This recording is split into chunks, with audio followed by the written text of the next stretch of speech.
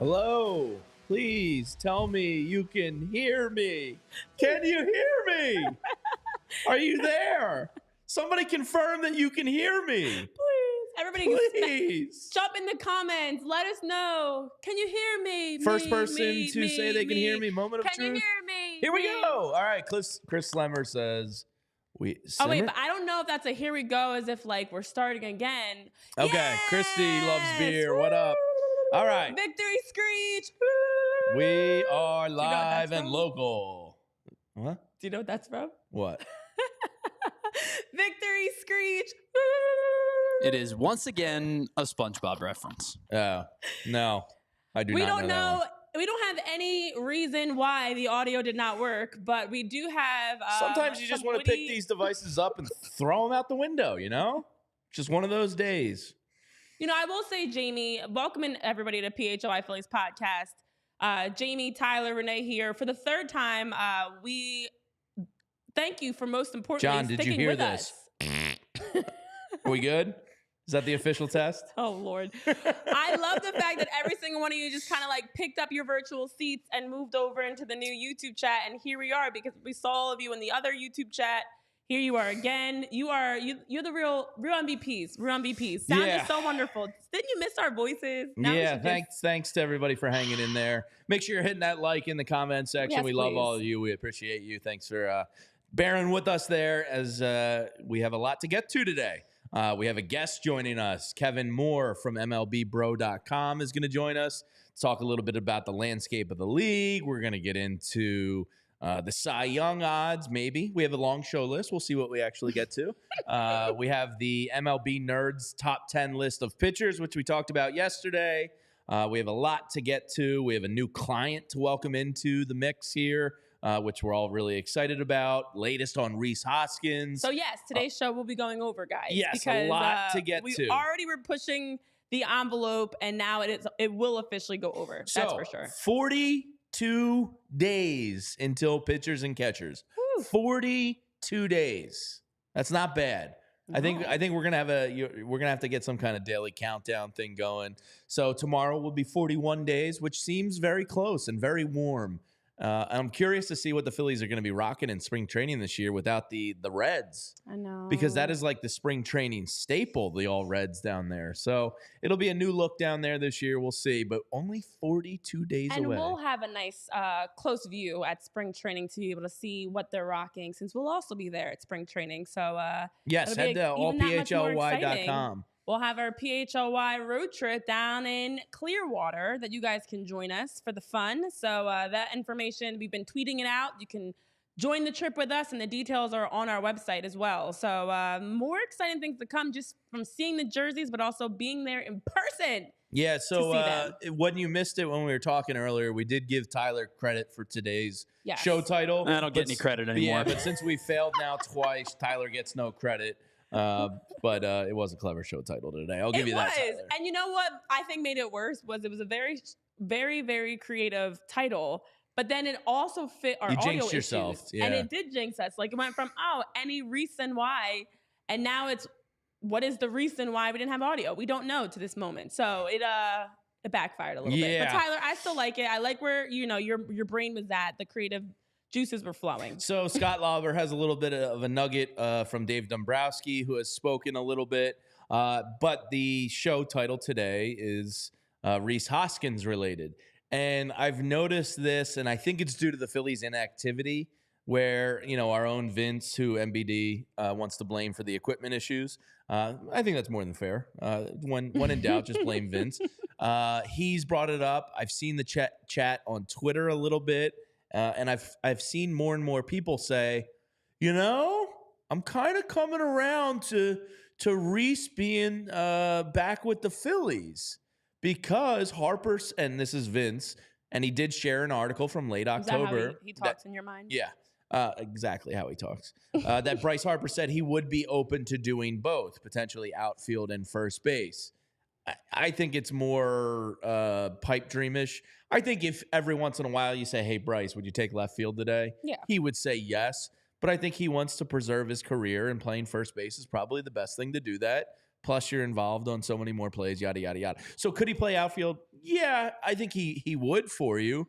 Do I think he wants to play first base full time? Yeah, I do. So if you bring Rhys Hoskins back as the team's DH, Rhys Hoskins is actually a worse left fielder than Kyle Schwarber. And for the sake of my eyeballs, because I don't want to rip them out of my skull and throw them in the garbage disposal, I personally cannot wait, or I cannot do another year of Kyle Schwarber in left field. No. I'm out on it. I think Phillies fans talking about Rhys Hoskins' reunion is due to inactivity of the Phillies and nothing more. Like, can you do worse than Rhys Hoskins? Absolutely. I like Rhys Hoskins. Yeah. Good player. It just creates this weird log jam on the team. I can't watch Kyle Schwarber play the field again. I just can't. Over the last decade, we've seen Rhys Hoskins butcher left field. We've seen Kyle Schwarber butcher left field. When Kyle Schwarber was signed here, the plan was for him to be a DH, never to play the field. Injuries to Harper forced us to watch Kyle Schwarber play the field for 2 years. He is atrocious in the field. The goal should be to never have a lineup where Kyle Schwarber is playing the outfield. Period. End of story. Listen, I will say, I was just hyping you up. I felt like you were going. I had to hype you up. Listen, I think it is definitely just the kind of boredom of, the Phillies haven't been doing anything, but also we haven't heard anything around Rhys. And now it just has people like, well, worst case scenario, why not bring him back? It's, you know what, it also is kind of like, and I always like to use dating comparisons for whatever reason. When you're dating someone and you stop talking to them for a little while. It's been a long time since I've been in the dating game, Renee. I know. And Two decades. It's funny that I always bring the dating comparisons, and y'all have been very out of the dating game for a while. But you date someone for a while, then you stop talking to them, and it's been some time, so you kind of forget the reasons why things didn't work out. And you're like, you know what? Maybe they weren't so bad. Maybe we can try again. And then instantly you're like, oh yeah, that is why it didn't work out. Yeah. That is Rhys right now. He has halitosis every morning, and it is terrible, and I want to die. That's it. Yeah. And you forgot about that. You're like, I forgot about the bad breath. And everything else was good. Oh yeah, your breath stinks. Yeah. But Rhys Hoskins has been linked to a number of teams. Obviously, we've talked about it on the show, as everybody's talked about it. Chicago Cubs, Seattle, Toronto. But most recently, Bleacher Report put out something, and Joel Reuter was saying that he also has been linked to the Miami Marlins. Ooh, that Hoskins could go there. Exactly, as they're possibly looking to, they're making a move because they want to replace Jorge Soler. So that potentially could be happening. Also, the Nationals have been a team that's been brought up. I know last season in the offseason, their manager, Davey Martinez, was saying that they needed a first baseman and still haven't fully found that piece. They had some different players try to play there. They had a prospect there. They had Juan Yepes, who they tried. Still haven't been able to find that perfect fit. So there have been some reports as well that Hoskins could be on a 1-year prove-it deal with the Nationals to see if that's a good fit. Maybe a pillow contract. And then possibly, if it doesn't work out, they could always flip them before the trade deadline. So a lot of small potential things here and there for whoever wants to put up with the halitosis of the X. Yeah. And Rhys Hoskins definitely has some fallback options outside of the Cubs, but none of those names that I've heard of have been the Phillies, guys. Yeah, I think this is a fan creation. It is, absolutely. Yeah, I think Bryce Harper wants to play first base. Yeah, let him go. I think we just have to move on, but I am interested in where Rhys Hoskins does land. I'd hate to see him in the NL East because that just wouldn't be fun for anybody.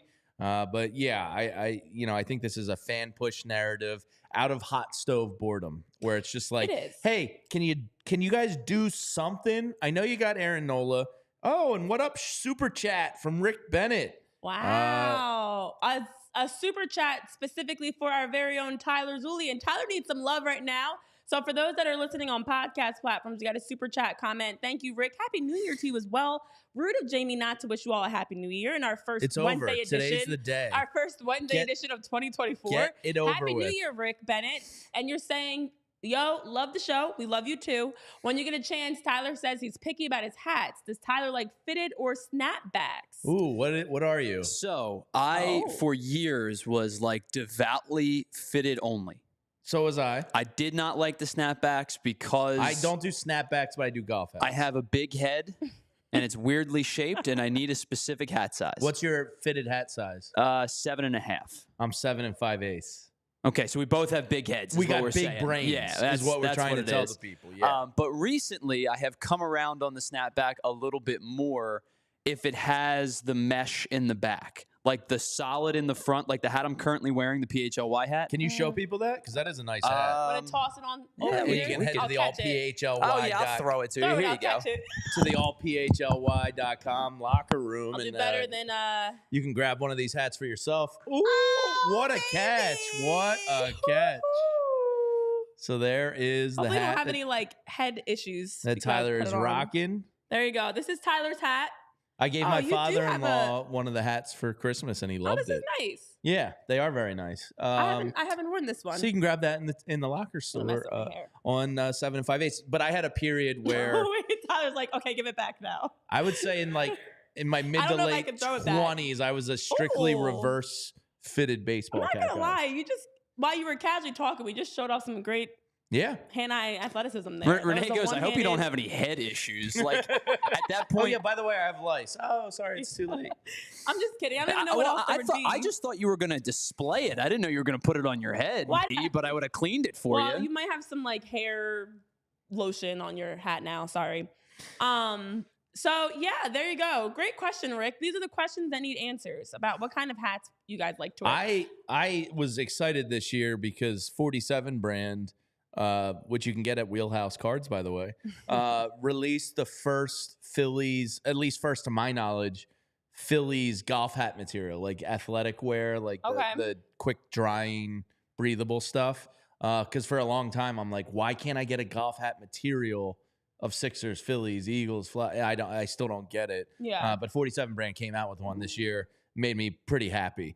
So we have a lot to get to today, including a guest that's going to be joining us. But before we do that, I do want to welcome to the fold here at PHLY an awesome new client who Renee and I had the pleasure of sitting down with, and that's Mortgage CS.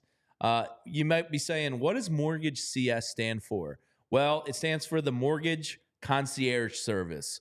White glove service. Now, I've gone through the mortgage process twice now, and I wish I had these guys by my side each time before it, because when you meet Ben and Alec, who run the company, you're going to feel like you got two friends that have your back.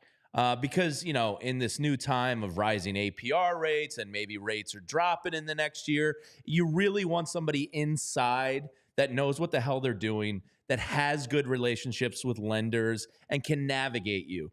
They're on our Flyers show, and yesterday, you know, somebody reached out to Ben, and I'm going to give you his cell phone number because that's how psycho these guys are. There it is on the screen, 267-391-7425. Somebody from the Flyers show yesterday reached out to him already and said, hey, I'm a vet. Do you guys have any special like vet lending programs? And Ben right away got back to him. This guy's a workaholic, and literally you can text him at any time of the day, and he's going to get back to you. He's going to help educate you, empower you to know a little bit more about the mortgage process. And it's, it's a phenomenal thing to have when you're going through a process that maybe you don't know that much about. They're going to help educate and empower you. They are going to get you the best rates because they work with local lenders. It's an absolutely awesome company. If you even want to send Ben, the CEO, let's say Gabe Kapler sunbathing in a thong, send it that right now. He doesn't care, because if you text him, he's going to get back to you and say, hey, I might not be your buddy now or your mortgage guy now, but 2 years from now when you are looking for a mortgage, come back to me and I'll take care of you. I'm telling you, these guys are awesome. When you hear the word mortgage, think of Mortgage CS. Think of Ben and Alec. Save Ben's telephone number. It's right there on the screen, 267-391-7425. Save it in your phone. It's always good to have a friend in the business. You can email Ben at ben@mortgagecs.com. Call, text Ben any time of the day or night. You can just talk Philly sports with him. If you just want a friend to talk to, Ben will be there for you. Check out mortgagecs.com/PHLY to get started. Renee, I know you're eventually going to be going through the mortgage process. It's good to have a friend that knows what the hell they're doing. And Yeah. I got the impression from these guys. I wish I had them about 3.5 years ago when I got my now house. It's always good to have somebody having your back in that process. So yeah, and the great thing is you've got a friend in Ben. is that what you were thinking the whole time? How do I turn this into a jingle? And don't worry, Renee. If me and you and about 8 other millennials get together, maybe we'll be able to buy a house. Yeah, exactly. Ironically, I was after we've been talking with Ben and Alec, I decided to take a little look in and just a sneak peek at what the market looks like now. It's interesting. But don't worry, you've got a friend in Ben. Yeah, and I mean, Alec, and they can words help you are it's out. supposed to drop a little bit this year, but like Ben and Alec can tell you, like there's no point in waiting. You can just refinance in a couple years. Like that type of inside, they know how to pull the strings. They know how to work the game. So definitely check that out. And seriously, text them anytime. I encourage you. Like just text them because maybe you just want to talk about last night's Sixers and Flyers games. Maybe you want to shit on Brian Johnson and the Eagles. Shoot him a text. He'll shoot you one right back. I promise you. Well, the great thing is while you're being financially responsible, you can also take advantage of our other great partner that we work with, and that's Rocket Money. And over at Rocket Money, they are a finance app that specifically helps you save. This economy, as Jamie always likes to say, this economy, is very expensive. Prices are skyrocketing. Well, with Rocket Money, they can help make sure you're keeping some of that money in your pockets. And over at Rocket Money, they, as a finance app, find and cancel your unwanted subscriptions. They monitor your spending, and they also allow you to be able to help lower your bills. And if you're not sold by that and encouraged to want to check them out yourself, there are over 5 million users that have been working with Rocket Money and have saved an average of $720 a year through the app, with over $500 million in canceled subscriptions. As someone that uses Rocket Money myself, gets the alerts, I get them daily because the Virgo in me likes to be up to date on everything going on in my finances. I now have a nice, easy picture of my transactions, my spending, each of my accounts, all in one place. And now I can see where my money is going every day, every week, every month. So over at Rocket Money, especially as you're trying to save coming out of the holiday season, because it is still the holiday season, but we're nearing a new holiday season, you can stop wasting money on things you don't use. You can cancel your unwanted subscriptions by going to rocketmoney.com/PHLY. That's rocketmoney.com/PHLY. Again, rocketmoney.com/PHLY. You will not regret it. well, they would be proud of me, Rocket Money, because You got it? no, not yet, but I will. I am now 2 for 2 on no coffee shop spending. Oh, I bought myself a cold brewer, and I am going to brew at home more often. I'm not going to say I'm never going to get coffee, but it was almost like a subscription service that I was just like in the habit of. And I was like, all right, I got to break myself out of this again. So Rocket Money, I see you. I hear you. Yeah. You've inspired me. So there's a lot to get to today. Our guest Kevin Moore is going to be joining the show in about 12 minutes or so now. Yeah. After We'll push him back Tyler a little. sabotaged our show and tried to end our careers. Yep, intentional. He's going to join us at 12:45 now. I wanted to see you put Rocket Money to the test. How far can you stretch your money? Yeah. No, I'm not that good. But there's a lot to get to. And I saw this right before the show. It wasn't originally in our show notes. There's a Twitter account out there, Phillies Tailgate. They do a really good job of like kind of lassoing in a lot of Phillies news out there. Friend of the program. We'll have to get him in sometime. But this was a quote from Scott Lauber, who covers the Phillies for the Philadelphia Inquirer. And apparently Dave Dombrowski talked. Now, I haven't been able to dive into the story yet and see where he talked or who he talked to, if this is a Lauber exclusive, if there was a conference call. I don't know, but Scott is the one I saw with this quote, so I'm going to credit him. The quote is, additional moves are coming. Despite not making a move since re-signing Nola on November 19th, the Phillies haven't put down their pencils. It's just taking a little longer. No, we're not just satisfied. We want to get better. Dave Dombrowski. Good. Yeah. Because as we were talking about Rhys Hoskins today, like, I think people are starting to manufacture, like, while you got Nola and he is probably a top 10 pitcher in baseball, like, people view that as status quo and just running it back. People want a little excitement. They want a little bit something extra. I want to see a bullpen arm and a veteran outfielder insurance policy that's a little better than just like a bench player. So, you know, everybody's got their wants and needs, but I think people are just like, you can't run this back again. It's been 2 years, same results coming up short. Maybe it's a better contact hitter. Maybe it's somebody that's a right-handed pitcher not named Craig Kimbrell. Whatever it is, you can't run this back. So it's good to hear Dave Dombrowski say, yeah, no, we're not satisfied. The tough thing is exactly as you've mentioned, and I've said this many times, we're tired of hearing guys will be better. Because it's hard to sit back and think, you know what, you're right. Yes, guys will be better. And next season, everything will just click and everything will be better. First of all, we've heard that many times from many teams in the city. But also, it's not enough when you see other teams, the Dodgers, the Braves, other teams are making roster moves to help solidify some of their areas of weakness. And so for the Phillies to just bring that back the exact same group, in my opinion, is not enough. Something is absolutely needed. And to me, Aaron Nola, signing him again and keeping Aaron Nola in Philly was just the expectation. I actually did not think, well, I did at one point think Nola was going to go somewhere else, but I wasn't surprised by it. I was expecting it at the bare minimum. Okay, they're going to bring back Nola. I thought there was a slim chance, but I thought he was gone. I started chalking him up to being a St. Louis Cardinal. Well, but that's what makes the move in itself is something where it's great. It's awesome for the starting pitching core to be able to have now Zach, Aaron, Ranger, Christopher, Taiwan. But it's not something that you're going to now be thrilled about the upcoming season about. Whereas seeing these other moves that are happening, if you're a Dodgers fan, a Braves fan specifically, even looking at the Yankees and Toronto trying, you're seeing your teams that are trying to find out ways to round out their rosters. Now, as we keep hearing around the edges, bullpen arms, outfielder pieces, someone that can give you good at bats. Okay, we're being patient, but it's now time. We're going to see some of these things come into play. I did hear see some other updates. Specifically, Matt Chapman was a name that was brought up. I don't get that one at all. But it was not. So it was actually MLB was putting out a piece of Matt Chapman's 9 potential landing spots, and the Phillies were one of the later ones. He's been tied to them now a couple times in this rumor mill. And the thing that they were saying was it doesn't actually make complete sense, especially with Bohm playing well and making progression. But they were saying Matt Chapman would be a good veteran piece that you could add for the Phillies. That he could be, a veteran consistent piece with just the way his career has been going. I don't know how much more of a da fuck face I can make because this is like the third time I've seen Matt Chapman tied to the Phillies. It makes less than any sense.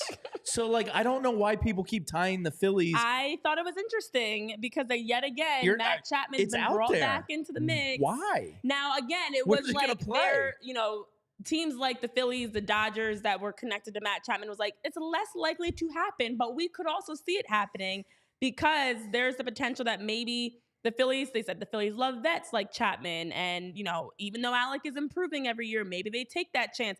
I don't like it at all either because that's not a move that's going to change anything drastically in terms of what the Phillies actually need. It doesn't make sense to me. Yeah, and I see Chris in the chat saying, I'd love for them to talk to Wheeler about an extension. Dombrowski has said that's something that's, on their radar and something they hope to do. Now, the question is, does Wheeler love it here? I believe his wife is from Jersey, so, the local aspect could play in their favor. Or does he want to get to the market and potentially test these so he'll be 34 next year, I think. So he could probably find a pretty lucrative 3 or 4 year deal still. So you're just gonna have to pay the guy market value. I think it is something high on their priority list. But then the other rumor comes out from a Japanese website, Renee, which I asked Jamie I don't know if you know credible. This. She goes, "Is it credible?" And I said, I don't know. Let me, Tyler. I don't think the cameras can pick this up. No. But this is the Japanese website, and it's entirely in Japanese. So credible? Maybe. I don't know. Just a disclaimer out there. We don't know at all. I thought you could read that, Jamie. No. I thought you've been learning other languages. I had brother Michael Ty in high school, and he was one of my favorite teachers. And he taught a Japanese class, but I did not take it. Oh, okay. So that's the extent of your... But he used to have the alphabet up on the board, and he would, it was cool. And I was like, that's really cool. I can't even handle Spanish, so I can't even imagine getting my head around that. So no, I do not speak Japanese, but this website does have ties with Shota I don't have it in front of me. Imanaga is the last name. I think it's just Shota. I don't have the name know. in front of me, so I'm Oh. going blind here. Oh, okay. Yeah, okay, yeah. that's Shota why. Imanaga. Okay, yeah, let's and go it with does that. say that the Phillies have interest in the 30-year-old right-handed pitcher. Now, this is the first time we're seeing rumor mills. He's kind of been tied to it before, but this is the quote in the translation. The Philadelphia Phillies highly rate pitcher Shota Imanaga, who is coming to transfer to the U.S. Major Leagues. I heard the Phillies are going to get in a full-fledged competition to recruit. Oh, excuse me. He's the left-hander. I said right-handed earlier. To recruit the left-handed starting pitcher. Now, I think this is a guy that's only gone over 155 innings like once in his career. He's nearly 30 years old. You know, if you're talking 150 innings, Chris Sale and Tyler Glasnow are your guys. Imanaga, like, I wish I could tell you anything about him. If you're hoping to get like a 200 inning guy, it's probably not going to be your dude. But interesting yet again that back in Japan, he's getting tied to the Phillies. This is now the second or third time we've seen him in the rumor mill. I'm going to take that Japanese website and raise you a Jeff Passan. Ooh, I like him more. Yeah. Because I can understand him and I can read him. I could read him.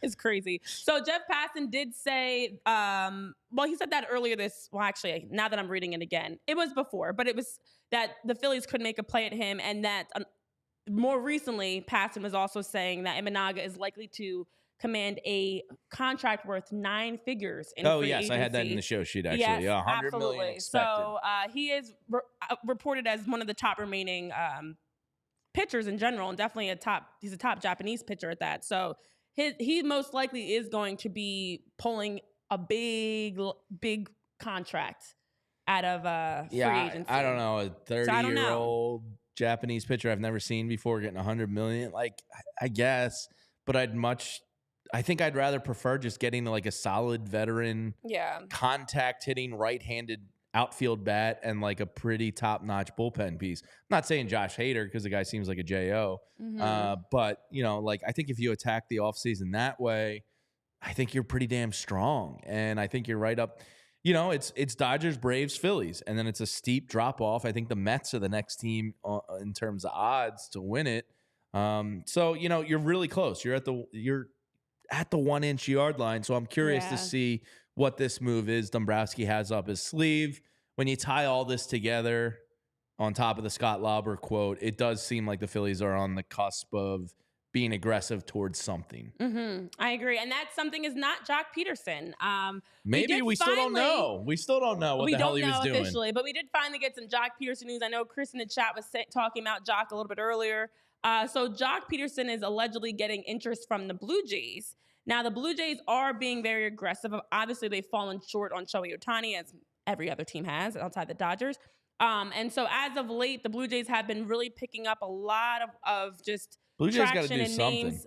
We've heard them, of course, Rhys Hoskins, JD Martinez, Justin Turner, Jock Peterson. So they've already been expressing a lot of interest. Cody Bellinger has been a big name that they've been heavily pursuing as well. So it did come out. Sportsnet's Ben Nicholson Smith was saying Jock Peterson could or is drawing some interest from the Blue Jays. So we'll see. He might have been trolling us and making us all scattered for about 15 minutes when we thought he was possibly going to the Phillies, but it seems like there is potential he could be possibly going somewhere. And if you want to possibly go somewhere to maybe have, I don't know, some delicious bagels or something like that, you can head over to Bagels and Co. So Bagels and Co. did a fantastic job of helping to support our Reading Terminal shows. And it was awesome because we had a chance to chat with them in person as well as to try out some of their different flavors that they have. They have 30 different flavors of cream cheese. 30.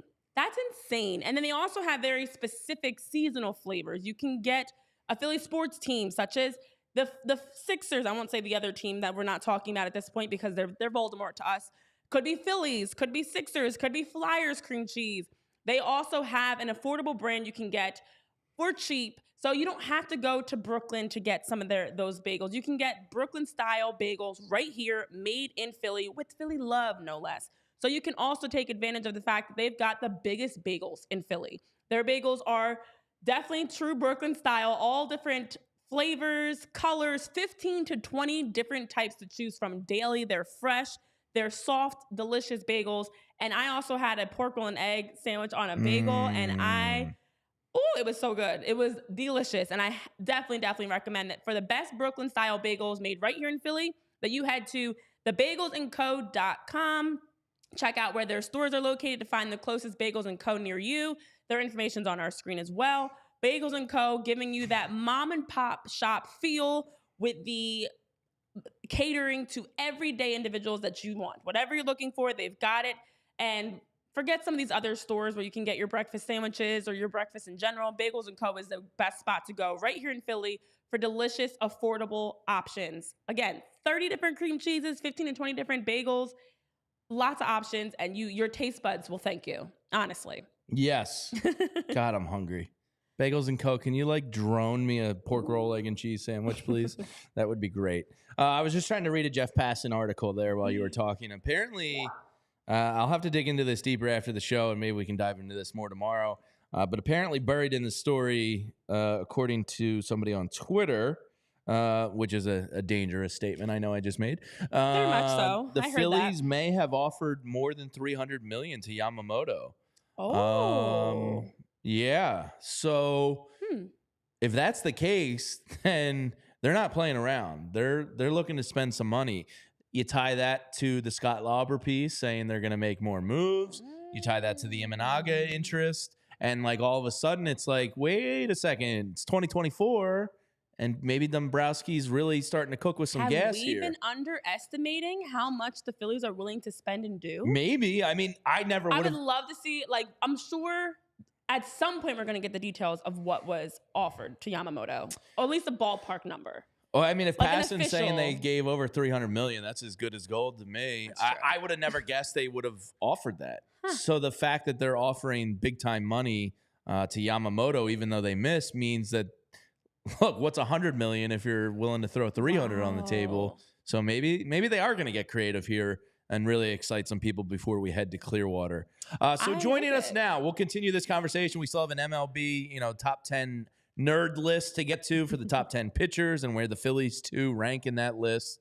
But joining the show now is we had Rob on before from MLBbro.com. Joining us today is Kevin Moore, who is a senior writer at MLBbro.com. Kevin, thanks so much for taking some time to join us here. We're kind of reading a Jeff Passan article live in show, trying to make sense of apparently the Phillies are going to be making some more moves when a lot of us here locally thought like Nola might have been it. It appears maybe the Phillies are looking to spend a little bit more.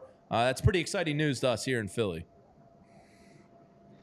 Yeah, how you both doing? Appreciate you all having me on today. Yes, and you can follow Kevin along. Renee, was it Kev Moore 93? Kev Moore 93. Listen, so Kev, as we're talking through, we've also been keeping an eye on just the bigger picture of around the league. I know MLB dropped some power rankings recently where they gave their predictions and power rankings as of officially July 2024.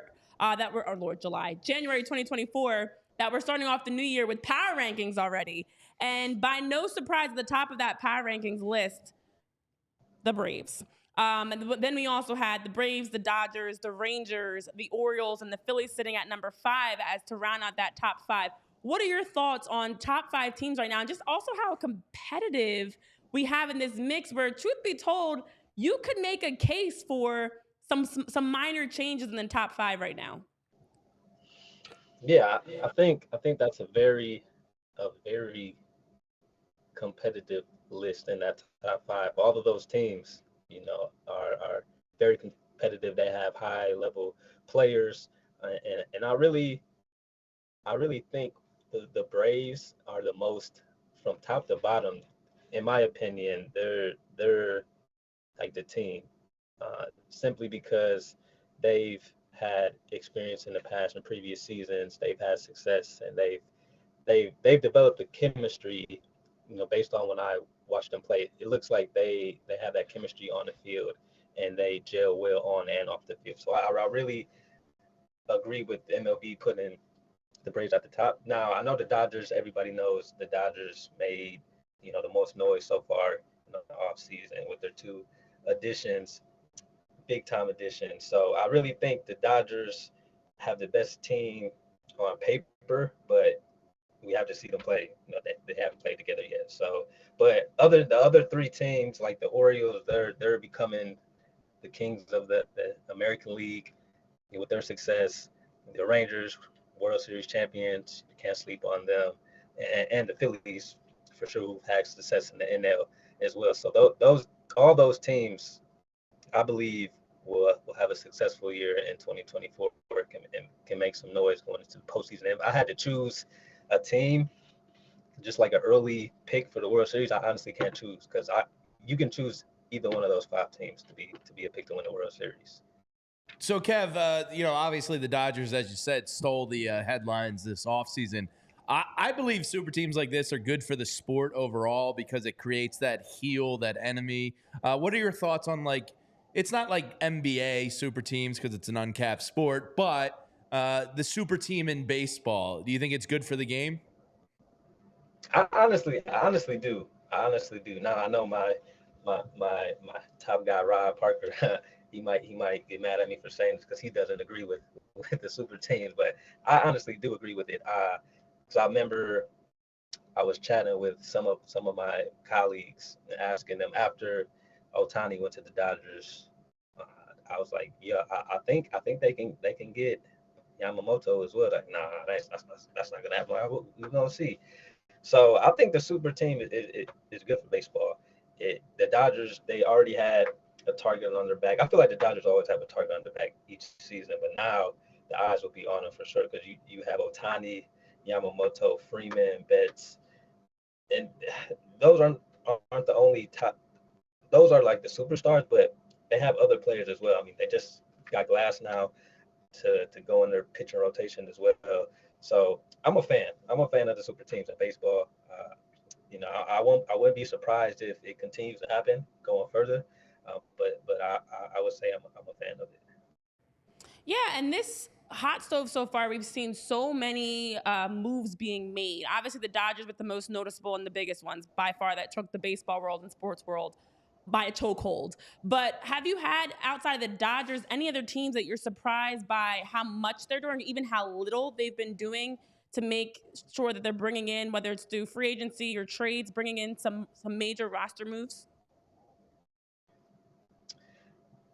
So I have two teams that really got my attention outside of the Dodgers. I really like the move the Braves made and getting Sale, and also letting go of Grissom because I don't think Grissom, as well as a player that he is, I don't think he could have got his opportunity in Atlanta. Obviously, with Ozzie there, so I really think that Grissom going to Boston, he's going to have a chance to potentially become a starter there. And then with Atlanta bringing Sale over, adding him to the rotation, I think that's going to help. Now, obviously, Sale isn't what he used to be.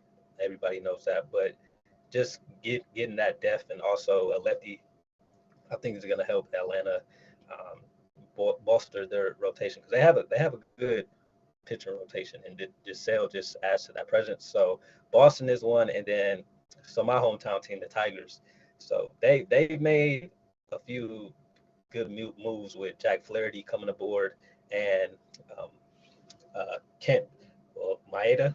I hope I'm saying that name right, but yeah, bringing both of those to add into our pitching rotation that brings a lot of experience and a lot of depth too. So I really think the Tigers can make a big leap in the AL Central this year. So I'm excited to see what they're going to do. But I would definitely say the Tigers and the Red Sox have been the two teams that caught my eye outside of the Dodgers. So, Kev, you cover the whole league, obviously, but being an AL Central guy, we've kind of discussed here a couple times, like, what the hell are the Guardians doing? Like, Clase is like under team control for several years at cheap money. Shane Bieber, they have some young talent, but they seem to also be blowing up the team at the same time. What's your vibe on the Guardians being sellers here? as the hot stove kind of is not simmering a little bit, but the trade market rumors are starting to pick up as well. Are they legit sellers? I would say they are, because the Guardians are a team that a lot of people would think could win the AL Central, and obviously based off their success, well, their lack of success this past season, I think it's they have to make a move if they want to be successful, because in my opinion the AL Central, there's really, for the past what 3-4 seasons, it's really been like the Twins, the Guardians. They've been in the mix a little bit, but really those two teams have been like the upper part of the AL Central. So I think they will be sellers. Now, what they're going to go after, I'm honestly not sure. I wish I could answer that question or give my thoughts on that, but I wouldn't be surprised if they were sellers during this time, because, like I said, I think they understand that they need to make a leap, and they want to become the top team in the AL Central. And I really think this upcoming season, the AL Central could be any team's fair game. Honestly, like the Royals, they could make a surprise leap, um, and we could Spent more money we could than see they what. almost their whole payroll last year, to your point. Yeah, yeah. So I really think the AL Central is any team's game at this point, and there's no like top team. Whereas in other divisions, like the East, now you have the Orioles, who's been the top team over there, and they have the Blue Jays, the Yankees, teams that are legitimate year in and year out.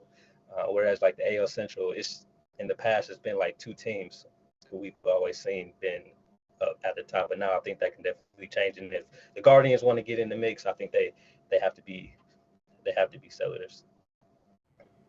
Yeah, I know. As you talk about Detroit specifically, ironically, our producer Tyler was also thinking that Detroit has been a sneaky team. So I'm going to actually let him ask his question for you, Kevin, because he's got one lined up for you Yeah, about the so Tigers. it's so funny. I'm typing a note to Renee and Jamie's to see about this question, and you started talking about the Tigers and the offseason that they've had. I think that this team could be something in the AL Central. I think that Torkelson's ready. I think Casey Mize could take another step. Like, I think that this team has, and adding Kenta Maeda was a good move to me. I know you kind of alluded to it a little bit earlier, but especially in an AL Central that has been weak over the last couple of years, does this team have what it takes to maybe be a sneaky good team in 2024? Yeah, Tyler, I'm glad you asked that question, because yeah, like I mentioned earlier, I really think they do, because the, the players you mentioned, Torkelson, he was really he was really well. He did a really good job at the plate, like towards the end of the season this past year, and I think he's a player that can be a really good, not only defender, but he provides that bat in our lineup that we really need. So I really think he can have a breakout year this upcoming year. And then, like with the key additions to Maeda and Flaherty, like I said, that'll just add to our bullpen. And then Casey Mize, he's gonna be a really good guy for us as well, coming out of that rotation.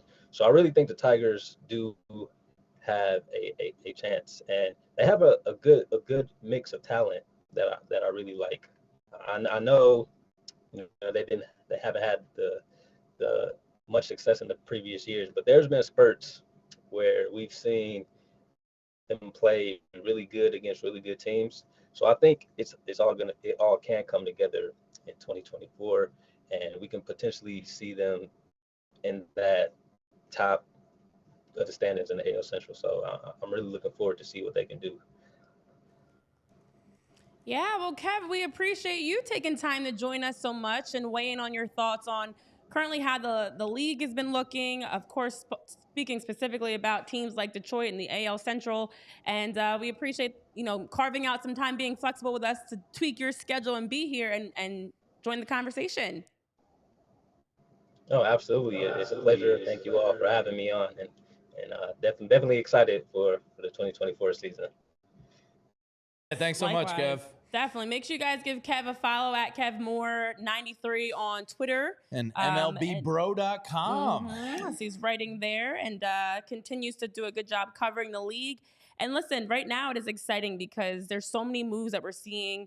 And it makes me excited to see, okay, what are these teams going to look like on the field? Come game time, how do these roster moves and stuff shake out? Well, I'm starting to get irrational about the Phillies because, all right, so Passan puts the story out right before we come on the air here about the Phillies offering $300+ million to Yamamoto. Right before we talked to Kev, we read that. Now I'm seeing something else. Now I don't know this person, but it's another report out there from Chris Cotillo of MassLive.com. Jeez. Now, you see the Scott Lauber, MLB Hot Stove rumor mill, it's all about putting the breadcrumbs together. And I think the breadcrumbs are telling us the Phillies are about to are doing something. I don't think they're going to rest on their laurels here. So you have the Imanaga report, the Lauber report, Passan saying they offered big money, and now this. And here's the quote from Chris Cotillo.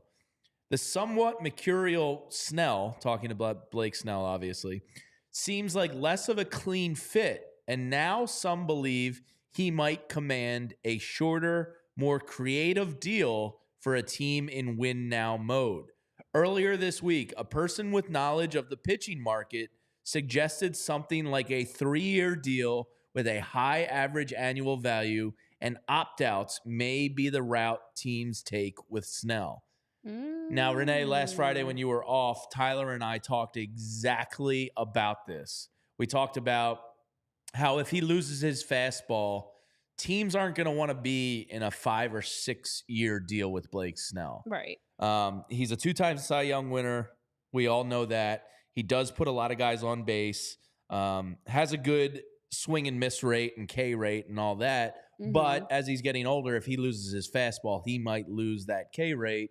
Thus, he puts a lot of guys on base, but he's able to get out of it. Once he loses that fastball, maybe he can't get out of it anymore, and that could implode quickly. The fact he hasn't signed yet, I think, tells you teams also have that same fear. Now, if you're putting all the breadcrumbs together and Blake Snell is possibly in that 3-year, let's say $100 million or 3-year $90 million, whatever it may be. Let's say 3 for $100 because that brings him up to what, 33.5 a year? You're overpaying on a short-term deal. The Phillies, Jeff Passan has told us, there's no more trusted name than Jeff Passan, want to write a check. If Blake Snell is in the market for a 3-year deal, I 100% now believe they're going to go and get in the mix. I think the breadcrumbs have all led us to the Phillies want to party. They still have some money to spend. And, if they go out and get Blake Snell and throw Zach Wheeler, Aaron Nola, Blake Snell, Ranger Suarez, and take your pick of Walker or Sanchez, I would go Sanchez personally, you are now cooking with gas. So, are you ready for this? This is really exciting. I don't know how much more excitement I can take on a January 3rd, Renee. All right, what are do you you got? ready for this? All right, maybe. As of 37 minutes ago, and I wanted to add to your Twitter search. Did you go find my own Mrs. Twitter search. Snell's No. Instagram account? Did she post pictures of pork roll and the Liberty Bell? What do you got, Renee? So it wasn't her. Okay. It was a man. All right. It was Mark. Mark Faison? Okay. I like Mark. Put out a piece saying, why did this all have to happen in show? What the hell, Jeff and Mark? Couldn't you give us a little prep time here? How rude. All right. So in this piece, it was just breaking down the market and some updates. He's like, I'm burying the lead here. He said there are 3 intriguing left-handed starting pitchers still out there. Blake Snell, Jordan Montgomery, Showtime Imanaga, of course. We've talked about them. He said, are there teams in on all 3? And if so, who are they? So there are some teams in on all 3 of them. You're getting so excited. If you don't say Phillies, I'm kicking you off the show for the remainder of the day. And we're shutting it down because I'm going to be pissed. You better say Phillies are one of them. Well, time for me to go. Okay, so no. So the Yankees and the Angels have been connected to all 3. Okay. I don't need to be all 3. Rest. Just tell me. The Cubs, Mets, Red Sox, Giants, and Phillies are believed to have interest in at least 2 apiece. Well, Imanaga now, according to the Japanese newspaper, is one of them. I'm gonna guess Jordan. I would actually guess Snell. I don't know. I mean, But Jordan's probably more consistent. right? I think for what the Phillies are looking for. This is pretty exciting because either You're one clearly so improves the thrilled right team now. dramatically. Ranger Suarez as a 4 in any rotation is a great situation. So if they go out and write that fat check, Dave Dombrowski, John Middleton, you will forever have Blake my heart. Snell is definitely the top. I know Barbara in the chat is saying Blake Snell's number 1. Yeah, Blake for me, Snell is he definitely is. the best option, and I agree with that. But I just feel like for what the Phillies are, how they've been consistently dropping their breadcrumbs of, we're not just going for breadcrumbs. We're not just going for the biggest names, the biggest superstars. We're going for, around the edges, fits. To me, that insinuates it could be a Jordan Montgomery or Showtime Imanaga. But the fact that there's interest in 2 of Imanaga those is the three, least exciting of the definitely 3 to the me least because I've never exciting. seen him pitch. Definitely the I least mean, exciting. but Montgomery was phenomenal in the playoffs. He's a really good glove. He's been consistent as hell over the last 3 or 4 seasons. He's a big dude. So hopefully the durability's there. So according to Mark as well, he's saying Imanaga, although he's got the lack of track record, you've got 2 Cy Young winner, you've got World Series champ in Montgomery. The 2 Snell and Montgomery have accolades that definitely surpass Imanaga. He's saying he actually has the most competitive market of the 3 because he is younger, but also just because he's expected to land a contract close to that 5-year, $75 million deal. So because of that, he actually allegedly, according to Mark, has the most competitive market of the 3. Whatever that means, take it or leave it. But I'm just putting the information out there. You digest it however you'd like. I'm starting to digest things irrationally. Okay, And that's fair. now if they don't get somebody big, I'm gonna be pissed. Okay.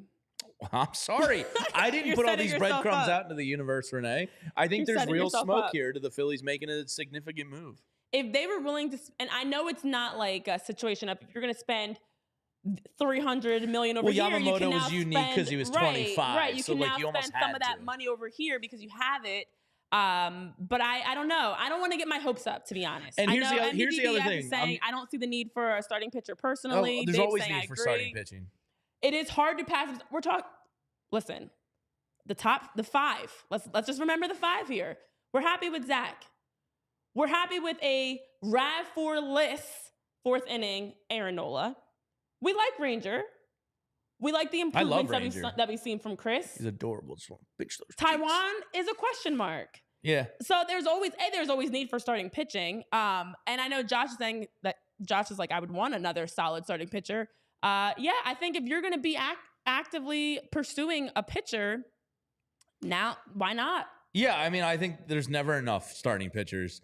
It would probably mean they eat some money from Taijuan Walker and move on from him. I agree there's money to be spent elsewhere, but like if you have the possibility of facing the Dodgers or Braves, let's say in a divisional round, and you're rolling out Zach Wheeler, Aaron Nola, Blake Snell, or Jordan Montgomery, and then you have the flexibility to use Ranger Suarez as a middle relief guy, a bullpen arm. He's proven to be one of the most successful playoff pitchers in the modern era. And I know that sounds outrageous, but like, go look at his numbers. Him and Zach Wheeler are 2 of the top performing playoff pitchers of recent memory. So like, yeah, I understand there's money to be spent elsewhere, but like you kind of gain Ranger as like a jackknife pitcher in a playoff series, unless, of course, you're going to a game 4, and when you move on to the championship and World Series, then you have him as a starter. But like, it's not gonna, if you're spending money on one of these guys, it's not going to prohibit you from spending. Yeah. Like if you go get Blake Snell, let's say 3 years, $100 million, you're then not going to not spend another 25 or 30 to go get a bullpen. Like that is an all-in move, and there's going to be more to come with it. So, yeah, like I'm starting to think irrationally here about Blake Snell or Jordan Montgomery in this rotation. And, well, like you said, it gives you options. And to me, that's one of the biggest things I would love for 2024 for the Phillies is, and I mentioned this, I think actually at some point in 2023 when we were like recapping what we want for next year. Well, this year I want a team of more versatility. where let's say an injury happens, for example, you can adjust your starting pitching group. Let's say there's a need to have Ranger, maybe not, instead of being a starter who's coming in as a reliever. You know, you have the options there, and I like that ability of now when you're going, as you mentioned, toe-to-toe with the big dogs, so to speak, you know you can go based off whatever is needed at that time. You've got the pieces, you've got the personnel that you know can deliver. I don't want as many question marks. I don't want as many still have to wait for them to develop guys. It is a win now situation. So I would love for an addition of Blake Snell, for example. But more importantly, I'd be okay with them just signing one of these three. Yeah. Like, just bring in one of these three. You've got 3 lefty starters out there in the market that you can afford. Bring at least one of them in. And now we're feeling better about how things have been going in the hot stove. Now we're cooking. Yeah, Jamie, I mean, we're cooking. That's really cooking with gas. And like, there's I guess Dombrowski talked to somebody because Passan's got stuff, Feisen's, and that could be agent stuff. But then Scott Lauber locally has stuff. There's definitely something's cooking out there. And now that the holidays are over and the new year is turning, there are top of the market guys. There are a lot of trade rumors out there. It does feel like hot stove part 2 is about to start cooking here. Oh, look at you. Yeah. Bilingual. Mm-hmm. Yeah, right. But it does seem like things are about to pick up again. I don't think this is something that goes into February with Blake Snell and Montgomery. No, I mean, I'm surprised they've been on the market this long. But I do think, as we talked about, there's a reason why, and teams are meticulously trying to figure out what makes most sense. But I do imagine with us having just crossing into January that we would see something. I mean, time-wise, this actually makes sense. It was Ohtani, Ohtani. Then we had Yamamoto happen shortly after. Like, this is the trickle-down effect that we were expecting. And now as we get into January, it's time for us to have this conversation again. Yes, Provolone John, we already had this conversation before. Well, yeah, We're and then I thought Nola again. took him out of it. Yeah. But apparently not. I mean, Jeff Passan is the tops, and he said they were willing to write a $300 million check. Definitely. I think that changes everything about how you view this offseason now. Oh, yeah. So let's hope. And look, the other part of this is John Middleton and the Bucks and the ownership group of the Phillies. Don't forget, they brought on a new investor in the ownership group last year. The Friedage Mortgage Pavilion, whatever it is. Yeah. So they now brought in another surplus of cash, of liquidity, and they might be ready to be the big boys. Well, according to the forecast, we're supposed to get some snow this weekend. So dare I say, winter is coming. Yeah, I mean, that's great if it brings me one of those big 3. So speaking of pitchers, what the week can bring. And yes, I know. Just before we move on, Barbara was asking if we were going to do an emergency pod if the news breaks. If they sign one of those, I will be totally nude and excited, running down Broad Street, live streaming myself saying the Phillies are winning the World Series. We're gonna pretend you didn't just say that. Yes. You're annoying. Why do you say ridiculous things with a straight face? Naked cartwheels down Broad Street, live stream. Just give me a GoPro, pots and pans, all of it. This guy's a dad. This guy's a dad of young children is out here saying these ridiculous things. Skylar and Paige are going to be like, please. Dad, you're embarrassing me. Please. I'll be like, they just got Blake Snell. Shut up. So that would be fun. Jesus. All right. So speaking of pitchers, yesterday we talked a lot, and fancy this. We're not going to get to our whole show sheet today, Renee. I'm actually surprised you're bringing this up. Well, I want to end on this, and then we'll end on our daily positivity note. And I want to end on this, and then we'll end on that's one just more like note. That's just a quick, little positive thought, moment of zen. So yesterday we talked. I can't not fulfill this one. Stop with the double negatives. You're killing me. We talked about it yesterday. we have to pay off. So MLB Nerds, as we discussed yesterday, had been slow reverse releasing their top 50 MLB pitchers list. And we debated the top 10 yesterday and who's on there. I think we got to 9, and then that 10th spot, we were kind of like, is it going to be Yamamoto? Is it Glasnow? Is it Bieber? Who was it? So MLB Nerds released their top 10 pitchers list yesterday, and here it is. Now, we brought it up because the Phillies do own number 9 and number 4 on this list. Where did Blake Snell and Montgomery come in, Tyler? Do you remember offhand? So Snell was like 21, and Montgomery, I think, was in the higher 20s. pull it up for Maybe you the right low now. 30s, but it wasn't too far away. So from as Snell. you can see from this top 10 list, the only team to be represented twice in here. That's just not true. The Dodgers are on Oh, there yeah, twice. the Dodgers. Literally right below 38. Sorry. I don't think Glasnow belongs in the top 10.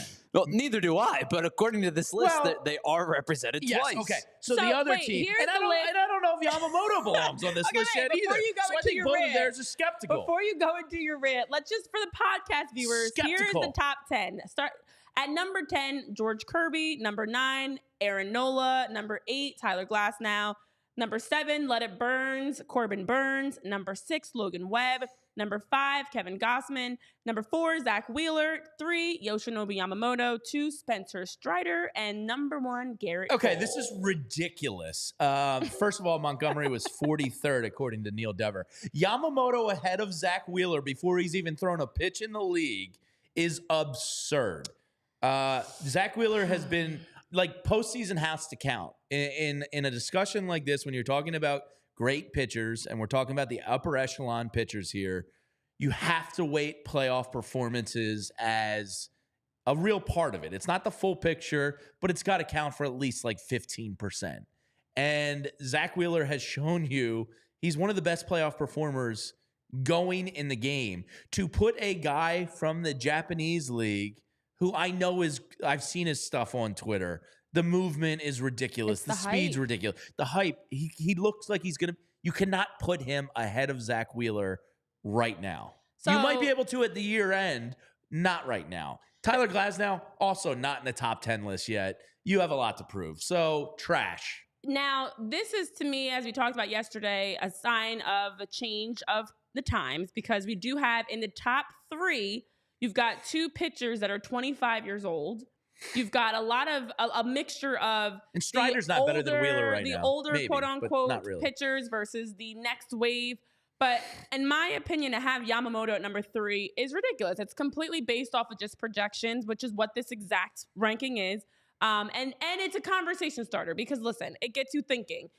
Will Yamamoto be the best, the 3rd best in the league this season? Possibly, but I don't think Spencer Strider's number 2, and I don't think Yamamoto's number 3. I would definitely have Zach Wheeler. In my opinion, definitely some bias involved, but looking at playoff performances alone, I'd have Zach Wheeler sitting at number 2. And then I do think that Tyler Glasnow is too high as well. I mean, as we talked about, Blake Health Snell is a part of this. Blake Snell sitting at 21. You've the Dylan Cease at 20. You've got Zach Gallen at 11. There's some names that could be adjusted, and it's specifically in the top 10. Aaron Nola, I'm a little bit surprised at, but I like it because, this is a PHLY Philly show. I think it was Eugene Krabs or somebody said 9's a little high for Nola to me. I thought it was going to be like number 10 I think or it's 11. fair because, I think and again, it's a projection ahead to this upcoming year. So if they project him to get more back to the back of his baseball card than he was last year, then I think you can make that case. I mean, he's a guy that's finished top 5 in the Cy Young, twice now.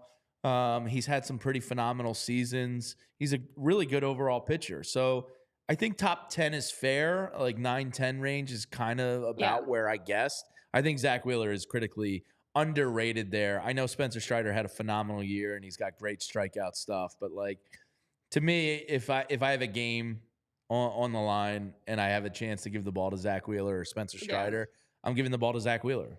And I don't think that's hometown bias. I just think he's that big game guy, and I think that counts for a lot here. Yeah, I mean, we predicted 9 of these 10. The only one we didn't have was Tyler Glasnow, but we were saying if he had to be in the top 10 because you didn't see him in any of the other spots, and he's definitely a top 50 pitcher. Yeah. But he's questionable as a top 10.